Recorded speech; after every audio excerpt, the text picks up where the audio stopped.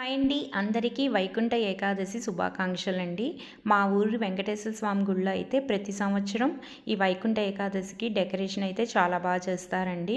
7 ద్వారాల నుంచి వెళ్ళేటట్టుగా సెట్టింగ్ అయితే చాలా వేశారు. 2 సైడ్లు దేవతామూర్తుల విగ్రహాలు అయితే చాలా బాగా పెట్టారండి. ఇగోండి 7 గడపలు దాటిన తర్వాత ఎక్కడ గోడలు అనేది కనిపించకుండా మొత్తం పూలతో డెకరేషన్ చేశారండి. ఇది చాప అల్లుతాం కదా, అలా అల్లకం అండి.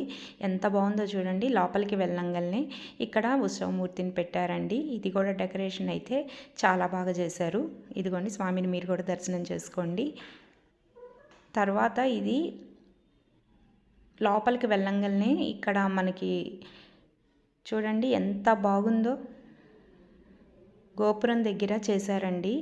అసలుకి ఎంత తిరుమలలో చేస్తారు కదండి, సేమ్ అలాగే చేస్తారు. ఇది అరటి పువ్వుతో చేశారు, చాలా బాగుంది. ఇదిగోండి గోపురం అయితే ఇంకా లోపల గుడిలోకి వెళ్ళంగానే గోడలకైతే చెక్స్గా కాంబినేషన్స్తో ఎక్కడ గోడ కనిపించకుండా ఏదో డిజైన్ లాగా భలే చేశారండి. 4 సైడ్స్ అలాగే చేశారు, చాలా బాగుంది. ఇంక ఈ గోడలకైతే అన్ని దేవతలది పూలమాలలతో చాలా బాగా డెకరేట్ చేశారండి. మేము ఉదయాన్నే 6 కల్లా వెళ్ళాం కాబట్టి జనం అయితే పెద్దగా లేరు. ఇదిగోండి చూడండి అందరు దేవుళ్ళని కవర్ చేశారండి. ఇదిగోండి ఇంక ఇటు సైడ్ ఇంకొక సైడ్ ఇది చాలా బాగుంది కదా.